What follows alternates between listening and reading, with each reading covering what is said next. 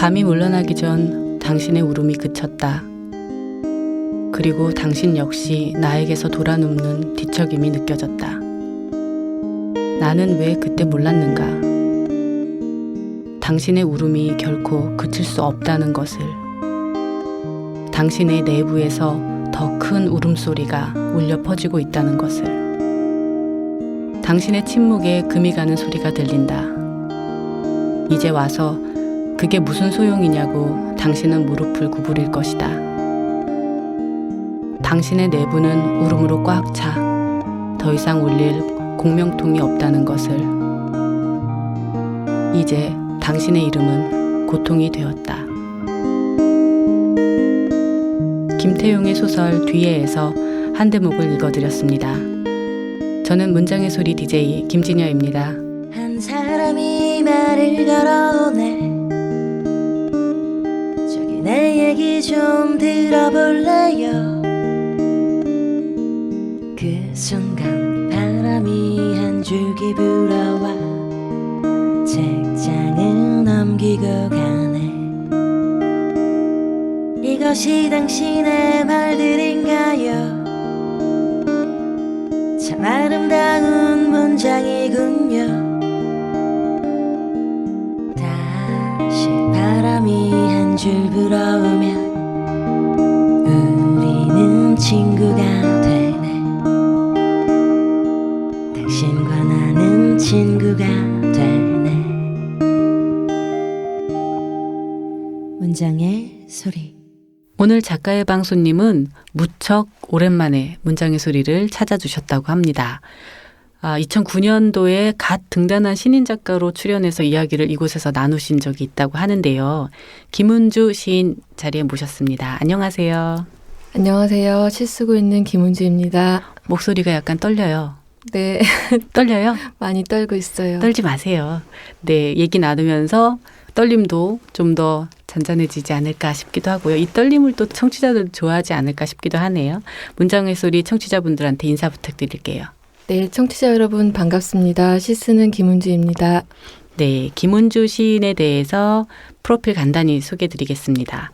1980년 서울에서 태어났고 한양여자대학교 문예창작학과를 졸업했습니다. 2009년 동아일보 신춘문예를 통해 등단했고요.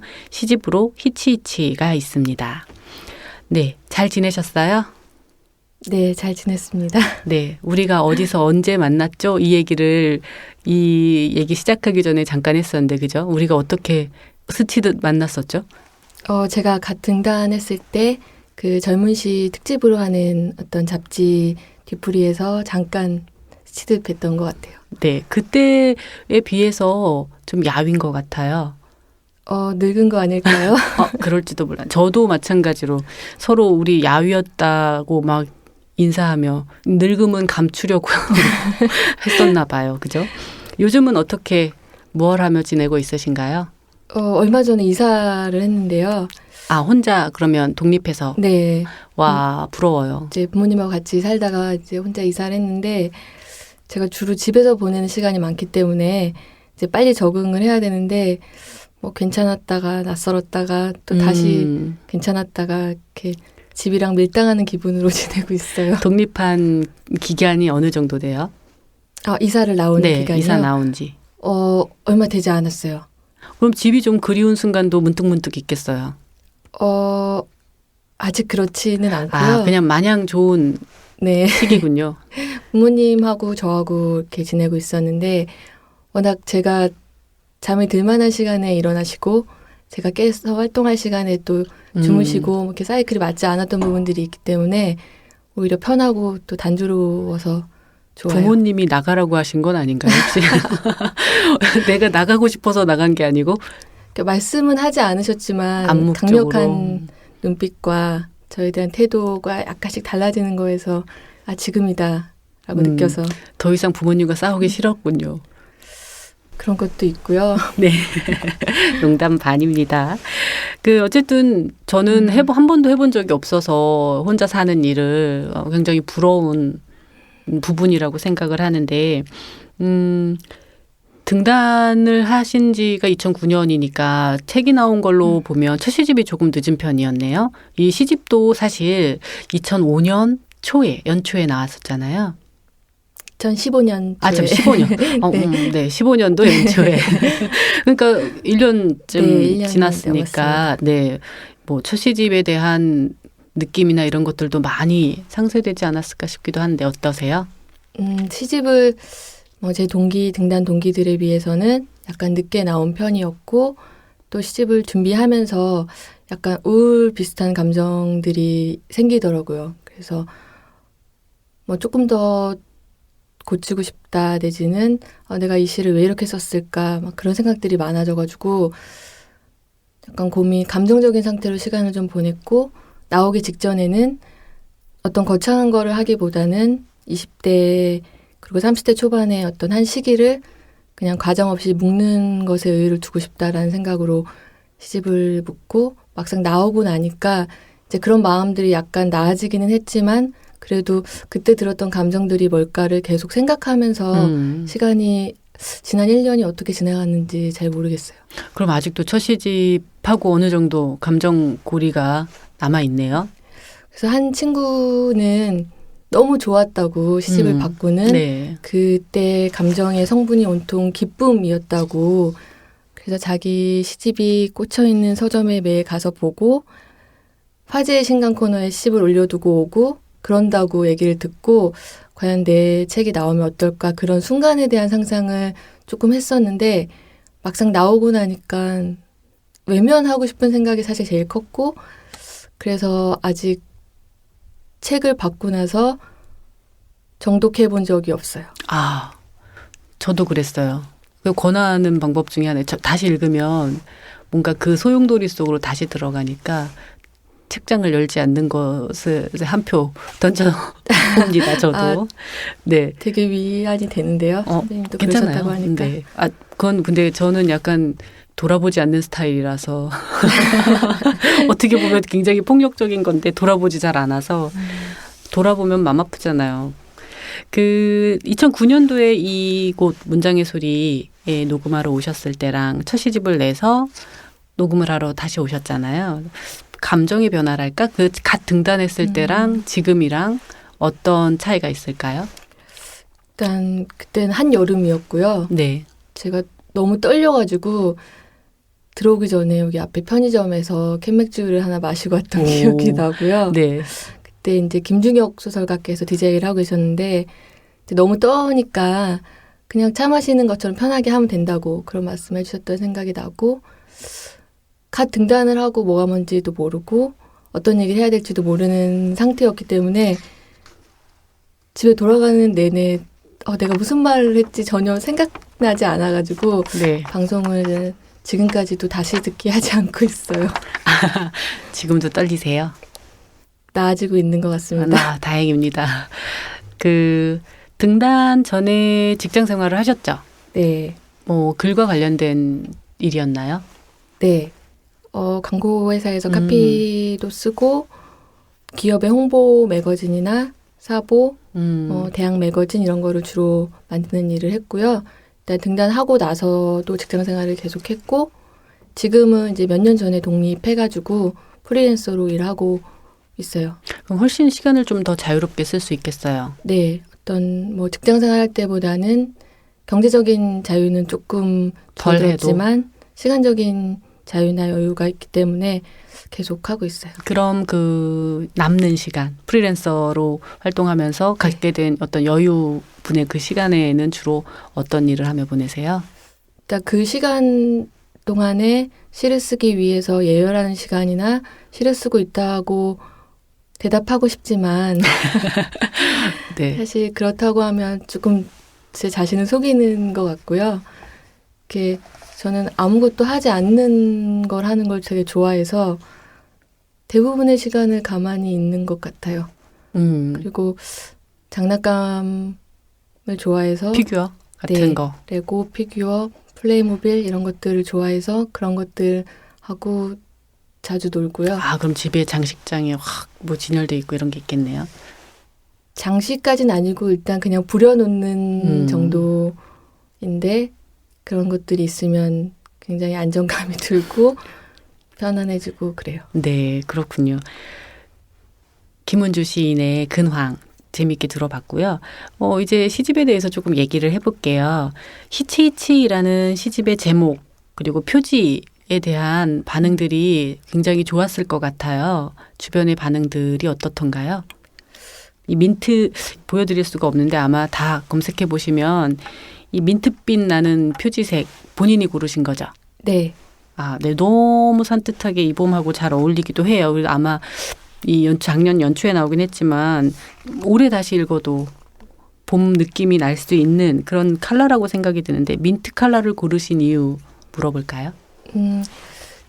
일단은 뭐 예상은 했지만 시집에 대해서 뭐 시집의 컬러나 제목에 대해서 놀라울 정도로 아무런 반응이 없고요. 아, 그래요? 좋다는 뭐 댓글들이 있던데. 민트는 제가 시집을 처음 이제 원고를 다 넘기고 나서 출판사랑 협의를 할 때 민트랑 상아색 둘 중에 하나 한 가지를 했으면 좋겠다고 말씀을 드렸었고 막상 이제 조율해가는 과정에서 가장 제가 생각했던 머릿속에 있었던 것과 흡사해서 지금 디자인으로 결정했고요. 네. 그렇군요. 그럼 히치히치라는 제목도 시인이 정한 네, 건가요? 네. 아, 많은 시인들이 제목을 정하지 못해서 표제시를 정하지 못해가지고 고민하던데 딱 한 번에 이걸로 해야겠다 이렇게 생각이 드셨나 봐요. 의외로 정말 별다른 고민 없이 분명한 게 딱 결정이 돼서 이렇게 바꾸면 어떨까 막 이런 과정을 거치지 않았던 것 같아요. 네. 아, 그렇군요. 저와는 사뭇 다른 고민의 네, 지점들이었어서 또 어떤 부분에서 굉장히 다행이고 행복했을 것 같다라는 생각도 드네요. 히치히치라는 뜻을 청취자분들은 뭘까? 의성어일까? 의태어일까? 뭐 이렇게 생각하실 수도 있을 것 같아요. 좀 설명 좀 부탁드릴게요. 네, 어떤 분들은 뭐 주문이나 약간 팬시한 느낌으로 만든 조어라고 생각하시기도 하시더라고요. 네. 근데 이제 사전에서 본 순우리말이고요. 어떤 종이나 가죽 등이 이렇게 벗겨지거나 밀리는 모양을 나타내는 말이고 제가 국어사전 넘겨보는 걸 되게 좋아해서 네. 그냥 할 일 없이 이렇게 단어들 보곤 하는데 그 히치히치라는 단어를 처음 발견했을 때 그 말 자체 어감이 주는 것과는 다르게 그 의미가 조금 쓸쓸하게 느껴져서 그러네요. 그거를 가지고 한 편의 시를 완성했고 제 이름도 그렇고 성도 그렇고 굉장히 흔하잖아요. 그래서 그런 편이죠. 늘 특별한 이름, 단어 뭐 이런 거에 그런 거를 갖고 싶다는 생각을 오래 했는데 시집 제목을 정할 때 들어보지 않은 흔하지 않은 어떤 낱말로 하고 싶었는데 마침 히치히치가 그 시집 전체를 흐르는 어떤 느낌, 기운과도 좀 맞는 것 같아서 네. 그런 생각을 하고 나니까 그냥 이게 좋겠다 그렇게 결정하고 바로 진행했어요. 네. 그 하나만 더 소개해 주세요. 그럼 히치히치와 같은 성격의 극을 갖고 있는 단어, 김은주 시인만 알고 있거나 김은주 시인이 발견해낸 그런 게 있을까요? 제가 비밀로 가지고 있고 이렇게 히치히치처럼 네. 작품화하는 경우도 있지만 단어 특별하거나 특이한 단어, 독특한 단어에 호감을 많이 가지신다고 네. 하니까 혹시 김은주 시인이 아직 작품으로 만들진 못했으나 요건 내가 나중에 꼭 한번 만들어봐야지 하는 단어나 뭐 그런 게 굉장히 있을까요? 많죠. 네, 몇 가지만 소개해 주세요. 그건 그래도 김은주 시인 거니까. 아무도 손 못 댈 거예요. 아마 지금 여기서 얘기하면. 그런 어감이나 어떤 그 단어가 가지는 말맛이랄까 그런 이미지만으로는 시가 되지 않으니까 네. 그런 것들을 수집하고 갖고 놀고 하는 거에는 시간을 쓰지만 지금 딱히 말씀드릴 수 있는 단어가 생각나진 않네요. 아, 그래요? 끝내 안 말씀해 주시는 거 아닌가요, 혹시? 아니요, 지금 이렇게 머릿속이 하얘졌어요, 순간. 어떤 게 있었지? 이게 최근에? 머릿속에 하얘진 게 이게 질문지에 없는 질문이어가지고 김은주 씨 네. 질문지에 딱 맞는 답만 준비해 오신 거군요. 되게 떨리다니까요. 떨지 마세요. 다른 그냥 즉흥적으로 저 막 궁금한 것도 막 묻고 그러려고 그랬는데 묻지 말까요? 최대한 열심히. 아이, 네. 보니까 아까 혼자 있는 시간을 굉장히 즐긴다라고 말씀하셨는데 시를 읽다 보니까 구름이라는 단어가 유독 시에 많이 등장하더라고요. 그러니까 구름을 좋아하고 구름을 본다는 건 말 그대로 하늘을 바라보고 있다는 것일 테고 그건 어떻게 보면 망상이나 뭔가 이 공상이나 멍때리기나 이런 이 시간이 길다는 것 아닐까라는 생각이 시집을 읽으면서 들었어요. 맞나요? 제가 느낀 바가? 구름이 특별히 시에 자주 등장하는 이유 같은 걸 좀 말씀해 주세요. 일단 의도한 것은 아니고요. 아니고 하늘을 본다기보다는 구름을 보기 위해서 하늘을 보는 그래서 또 좋아하는 구름의 형태가 있고 그것들을 찾기 위해서 심지어 어느 장소에 가기도 하고 일단은 조용히 움직여서 좋고요. 그리고 어떤 사람들이 구름에 가지는 만질 수 없고 멀리 있고 어떤 신비하게 느껴지기도 하고 그런 것과는 약간 다른 것 같아요. 그래요? 네. 구름 속에 있는 경험을 우리가 하잖아요. 비행기를 타본다든지 조금 더 고도가 높은 곳에 가서 뭔가 이 구름 속에 있어 본 적이 있으시잖아요. 네. 네. 그때 구름은 바라보는 구름과는 조금 다른가요? 아니면 아예 다른 생각을 하게 되는 건가? 제가 구름을 생각하거나 볼 때 느끼는 감정하고 다른 것 같아요.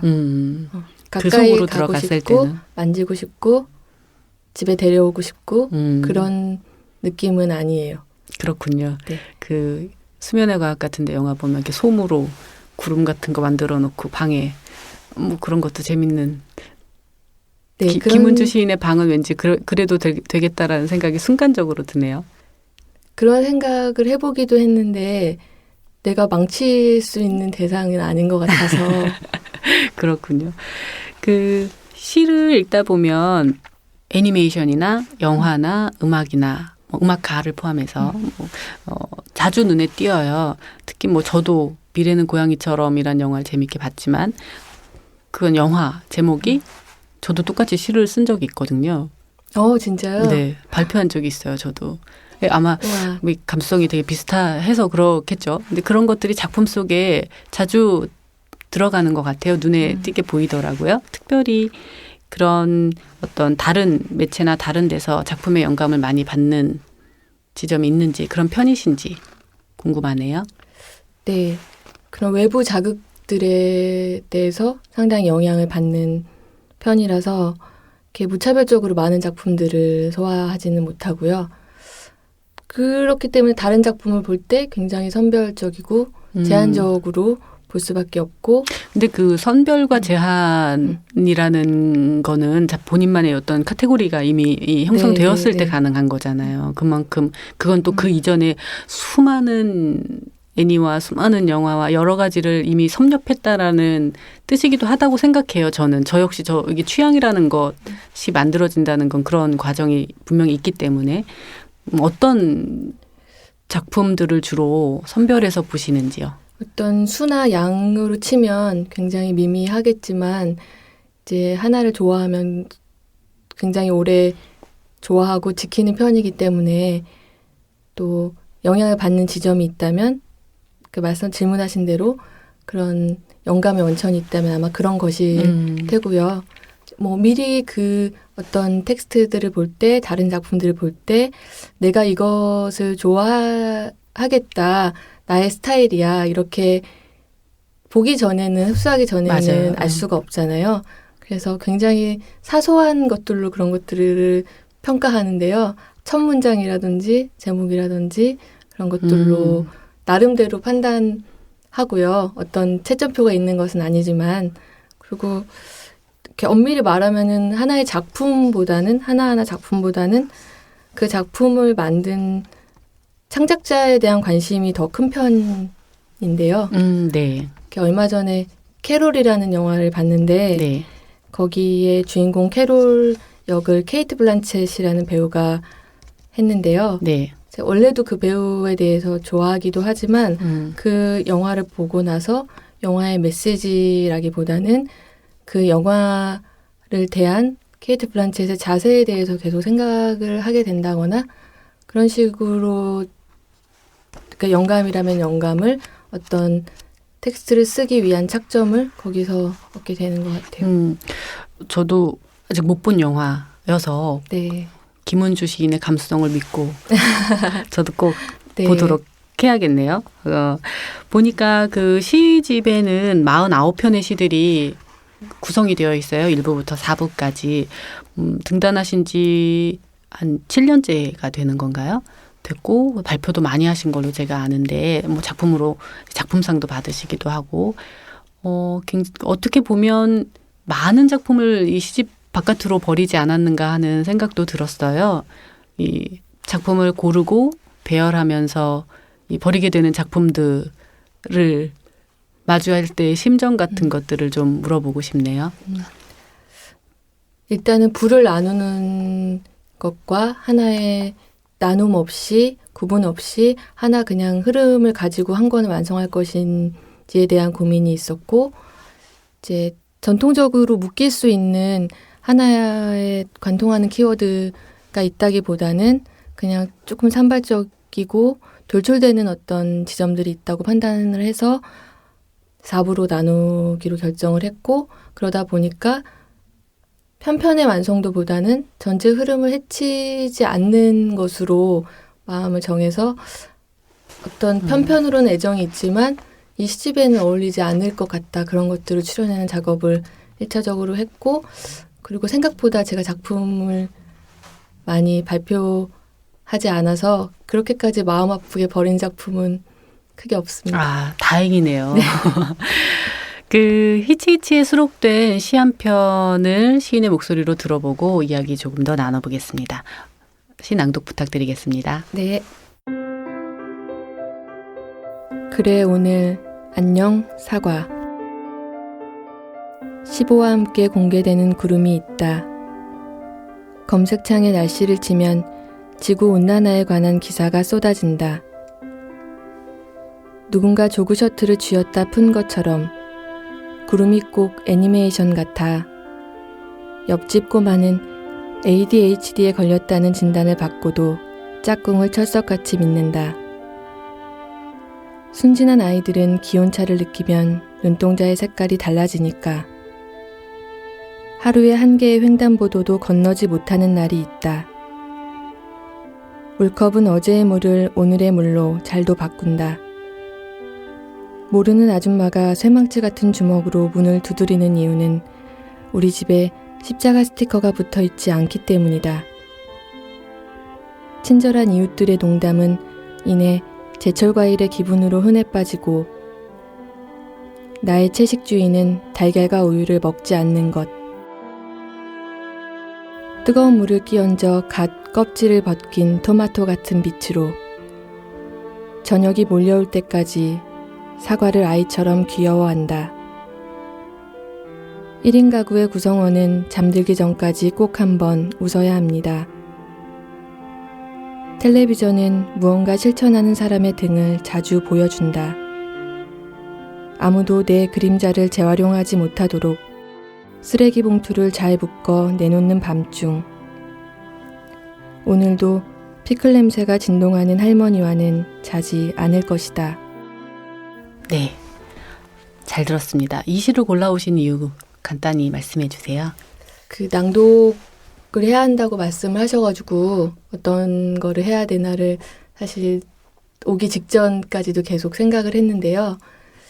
일단 작년에서 올해로 넘어오면서 제가 몸도 마음도 조금 안 좋아서 이제 혼자 지내는 시간이 많았어요. 그래서 뭔가를 이렇게 새로운 뭔가를 모색하기보다는 익숙한 환경 속에서 저를 그냥 놔두는 시간들을 조금 보냈는데 이 시를 썼을 때 어떤 환경, 심정과 지금의 제가 가장 흡사하다는 생각이 들어서 네, 선택하게 됐어요. 네. 따뜻한 봄이 왔어요. 많이 네. 오늘 따뜻하잖아요. 네. 네.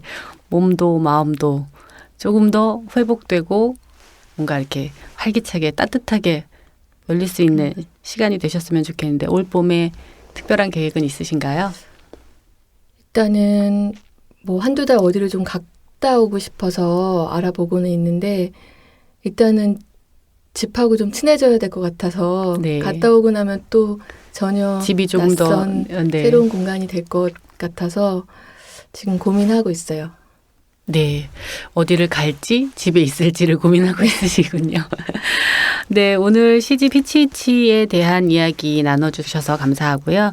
네. 김은주 시인의 인사 말씀으로 오늘 이 시간 정리해 볼게요.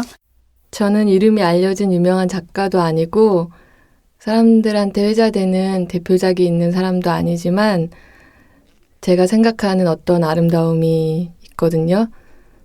많은 선후배 시인들이 그럴 텐데 그게 무엇인지 열심히 고민하고 있으니까요. 젊은 시인들의 시 많이 읽어주세요. 감사합니다. 감사합니다.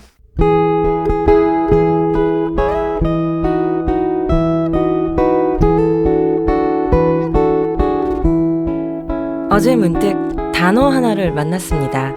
단어는 무수한 이야기와 멜로디를 싣고 오네요. 오늘은 그 음악을 좀 찾아 들어야겠습니다. 어제의 단어, 오늘의 멜로디, 양양입니다.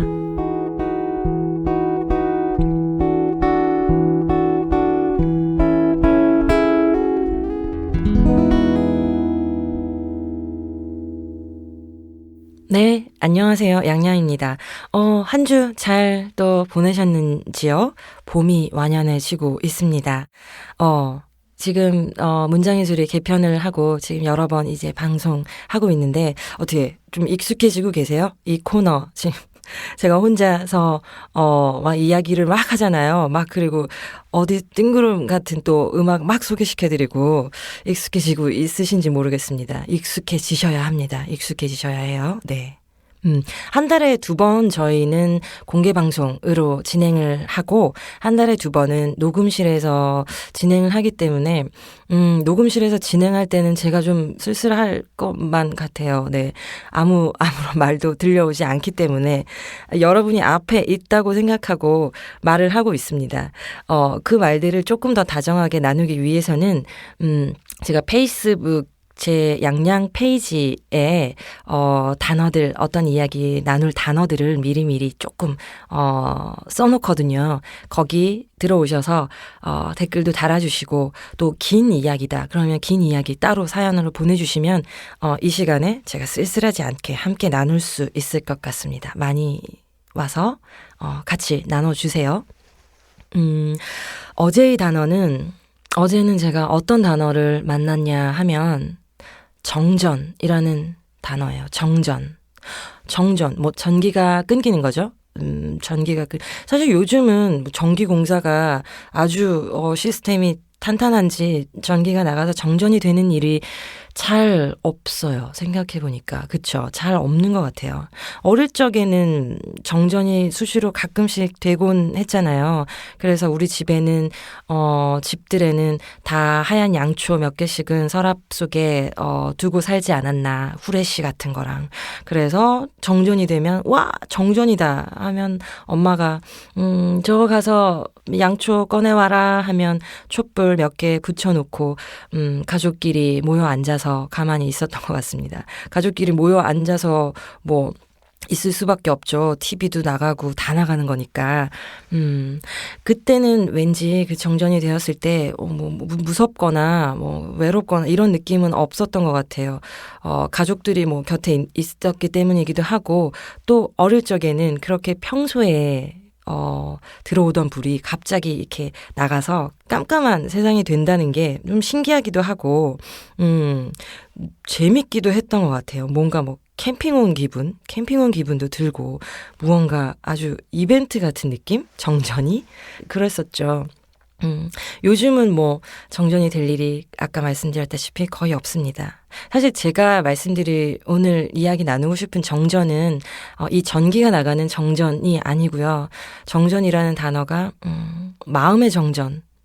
마음이 갑자기 며칠 전에 불이 꺼진 듯 캄캄해졌었거든요. 그래서 한 며칠을 그렇게 마음이 정전된 상태로 며칠을 보냈었거든요.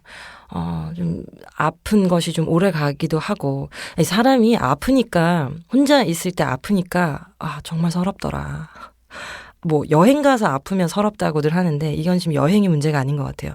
혼자 있을 때 아픈 게 서럽고 쓸쓸하고 누구 하나 이마에 손 대서 아이고 열이 많이 나네. 그냥 물 좀 많이 먹어야겠다 하고 물 갖다 주는 사람도 없고 너무너무 쓸쓸하고 눈물이 날 지경이더라고요. 그러니까 몸이 그렇게 아프니까 마음까지 마구 약해지는데 마음이 마구 약해지고 몸도 못 움직이니까 사람이 한순간 길을 잃은 것처럼 막막해지는 거죠. 막막해져서 뭐지? 나 지금 어디로 가야 하지? 나는 앞으로 어떻게 살아야 하지? 여기까지 가는 거예요. 앞이 보이질 않는구나. 앞이 캄캄하구나. 그야말로 정전이구나. 라고 누워서 생각을 했었더랬습니다. 어떻게 했었어야 될까요? 그렇게 마음의 정전이 왔을 때는. 정말 답을 누군가에게 물어보고 싶죠. 제가 제 페이스북에다가 그래서 그 방법을 좀 알고 싶어서 정전이 됐을 때 근데 이게 마음의 정전이라는 말씀은 하지 않고 그냥 정전이 됐을 때 어떻게 하시겠어요? 라는 질문을 올렸었어요. 뭐 저는 생각해보면 뭐 방법이 이런 거죠. 뭐 가만히 있는다 그냥 불 켜질 때까지 가만히 있는다. 아니면 엄마한테 간다. 어릴 때 그 기억처럼 그냥 엄마한테 가서 엄마랑 같이 어둠 속에 촛불 켜놓고 있으면 괜찮지 않을까? 아니면 뭐 그냥 달이 밝을 테니까 달빛 아래 춤을 춘다. 뭐 이런 것들이었는데 뭐 썩 그렇게 명쾌하진 않더라고요. 그래서 올려서 질문을 했더니 여러 댓글이 올라왔는데요.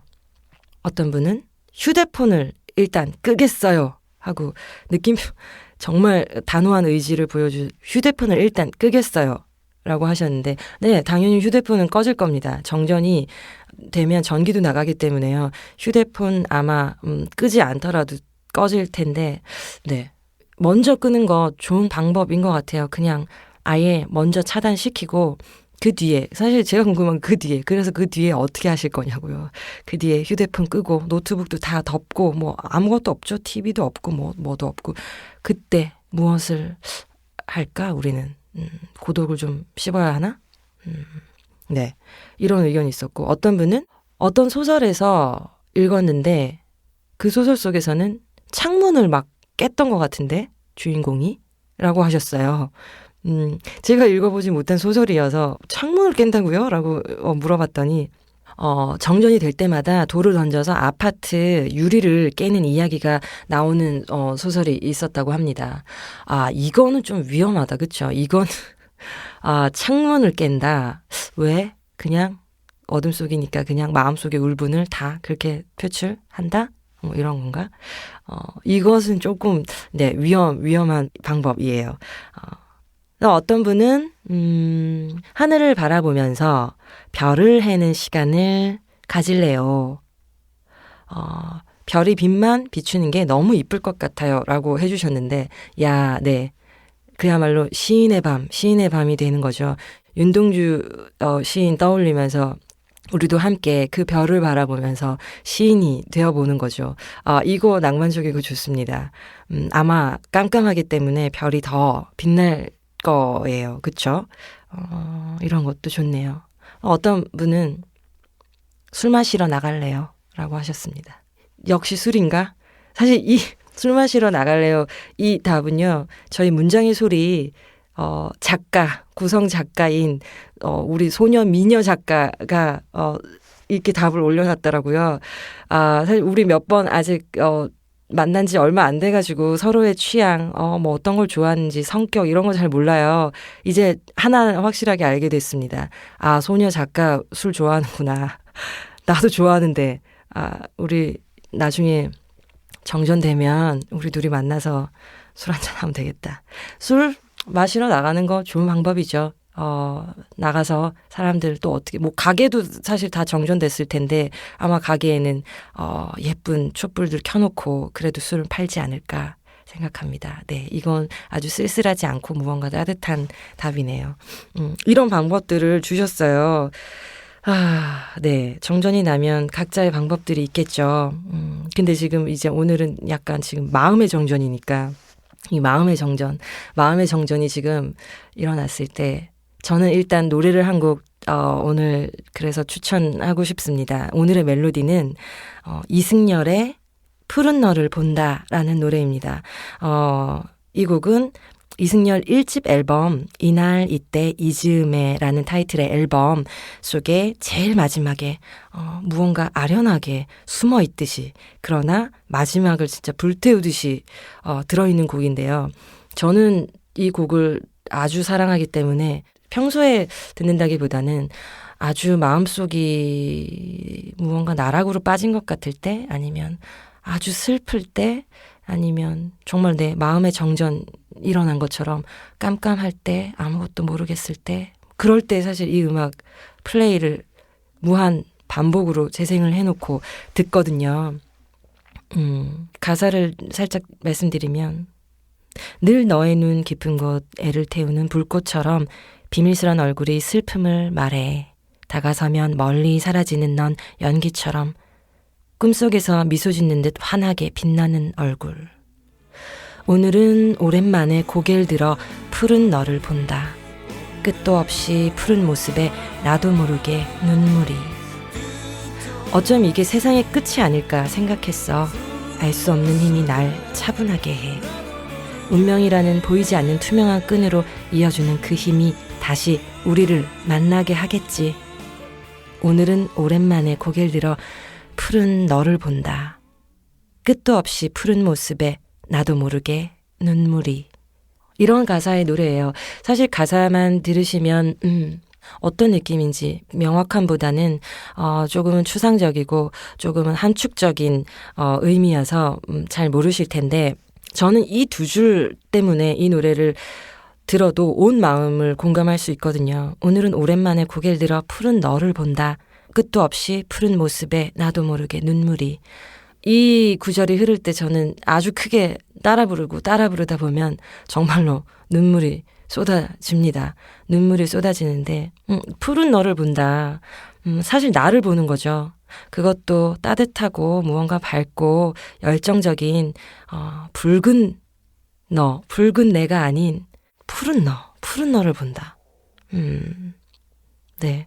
그래서 이 노래, 이 구절을, 이 멜로디를 따라 부르다 보면 하염없이 눈물이 흐르고 눈물은 멎게 마련입니다. 눈물이 멎어요. 어느 순간 눈물이 멎고 눈물이 그치고 나면 눈물을 흘렸던 눈물을 닦고 다시 무언가 어딘가로 향해 갈 수 있는 힘이 생기는 것 같아요. 이 노래 들으면. 팟캐스트여서 제가 지금 이때까지 해오면서 여러 번 너무 아쉬운 부분은 노래를 함께 들을 수가 없다는 이 슬픈 사실. 사실 이 이야기를 이렇게 나누고 나서는 이 음악을 그냥 저희는 4분이고 5분이고 이렇게 하고 들어야 되거든요. 듣지 못해요.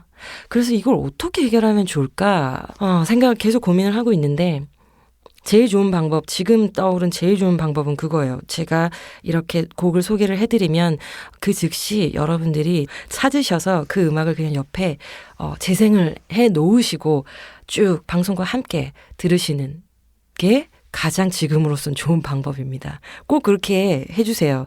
이승열의 푸른 너를 본다. 지금 틀어주시죠. 마음의 정전, 이런 노래 들으면서 이 불 꺼진 마음에 살짝 푸르스름한 기운에서부터 불을 지펴 올 적에 그 아까 말씀드린 여러분들이 그 정전이 됐을 때 어떻게 하시겠냐라고 했던 그 방법들 있잖아요. 이거를 여기도 대입해보면 어떨까 하는 생각 들더라고요. 아까는 그냥 불이 나간 거지만 지금은 마음의 정전인데도 하나씩 한번 해볼까요? 휴대폰을 아까 일단 끄겠어요라고 하셨잖아요.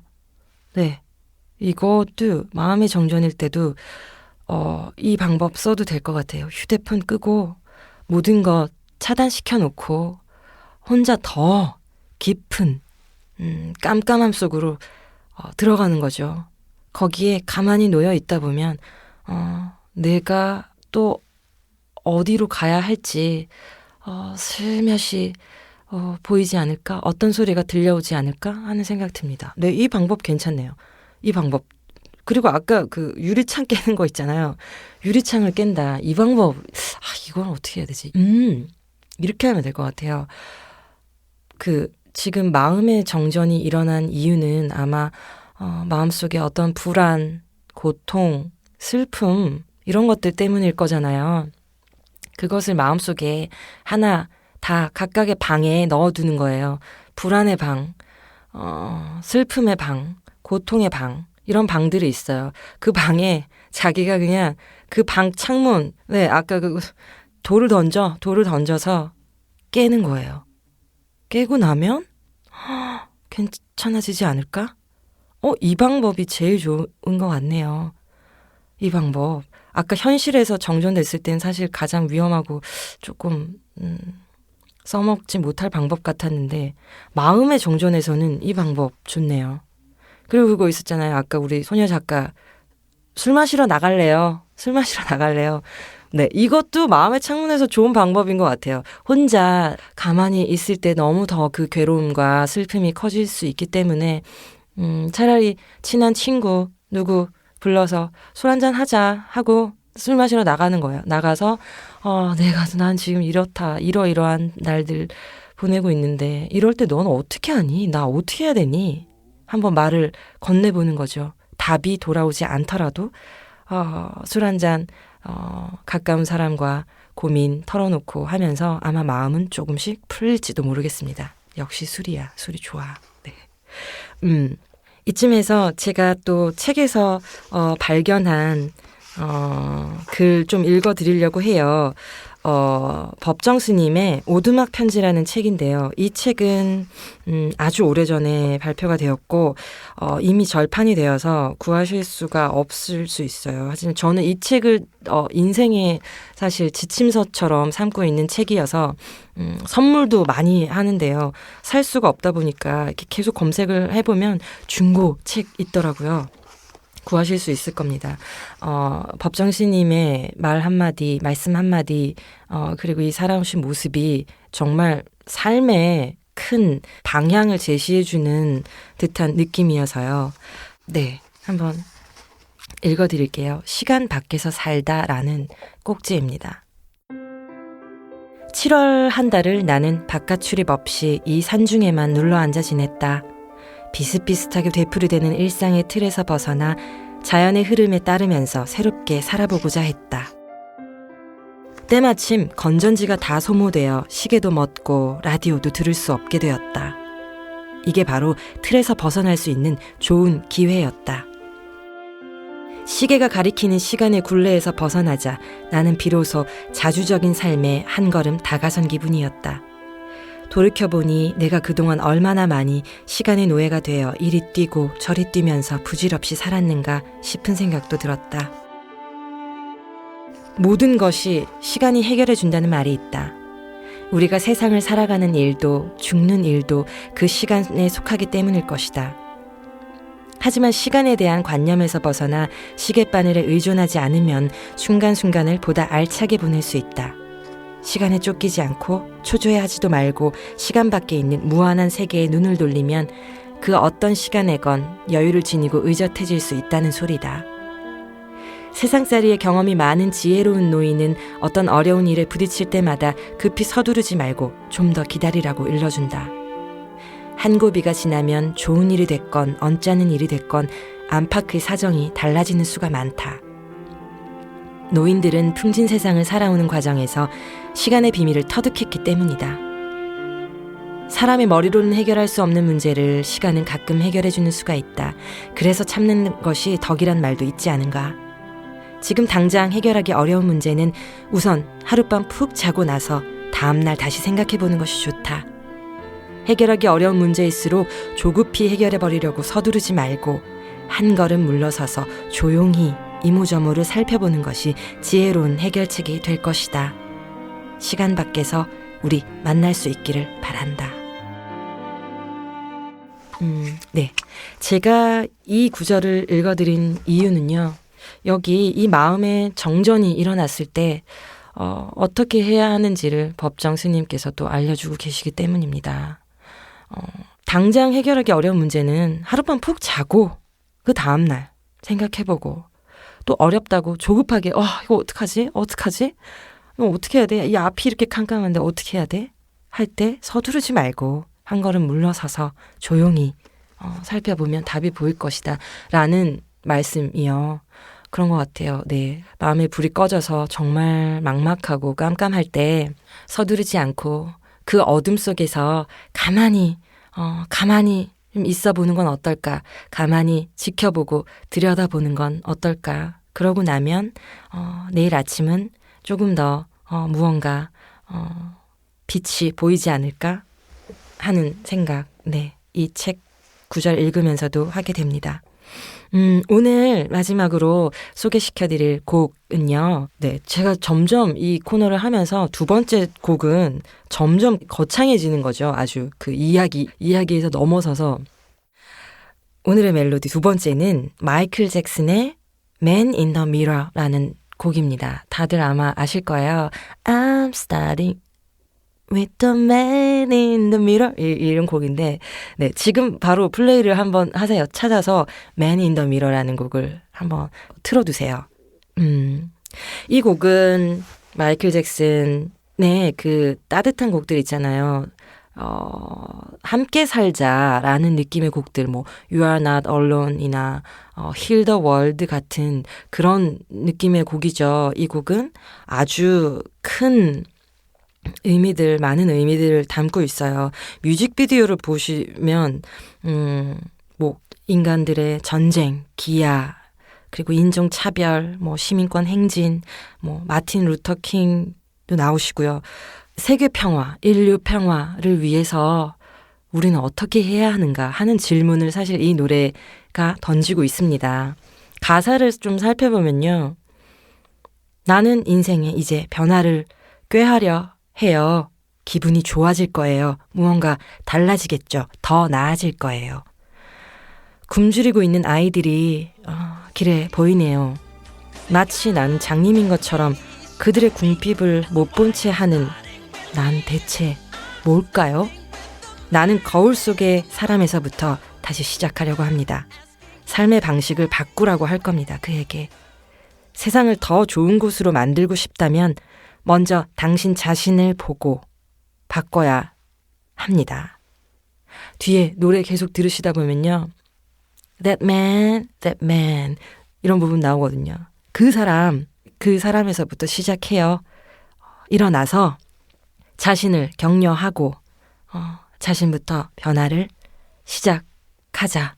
이런 가사 내용이거든요. 그쵸. 세상을 바꾸기 위해서 더 좋은 곳을 만들고 싶다면 어디에서부터 시작해야 되냐 하면 바로 자기 자신에서부터. 이런 큰 의미지만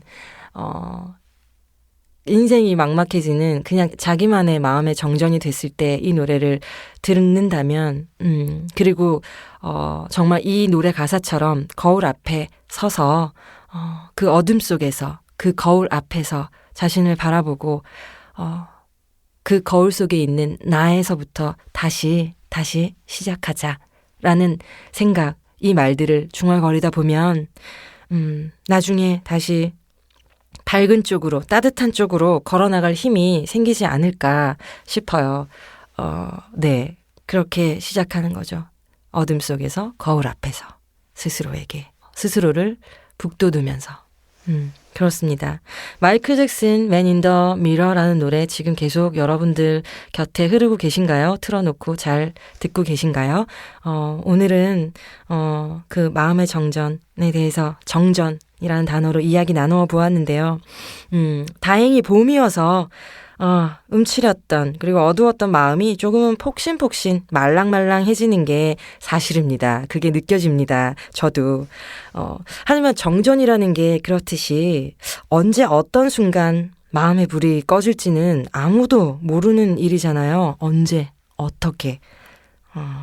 문득 앞이 캄캄해지는 날 우리는 또 길을 잃고 헤매게 되겠지만 그럴 때를 대비해서 마음에 항상 비상 촛불 같은 거 하나씩 마련해 두고 살아야겠습니다. 뭐 비상 촛불이라고 해봐야 별것 없죠. 스스로 다독일 수 있는 어떤 그런 시간 가지자는 말입니다. 네. 정전이 된 어둠 속에서도 언제 맞이할지 모르는 정전이더라도 그 속에서도 우리는 또 좋은 단어, 좋은 멜로디 꼭 만났으면 좋겠습니다. 오늘 여기서 이야기 마칠게요. 고맙습니다. 양양이었습니다.